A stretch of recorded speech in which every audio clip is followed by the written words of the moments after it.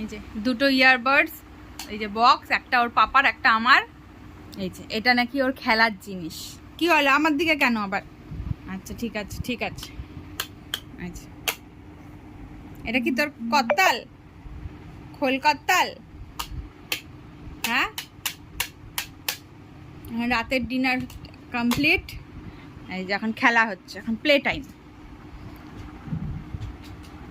পেছো নিয়ে আসো, নিয়ে চলে আসো। ইয়েস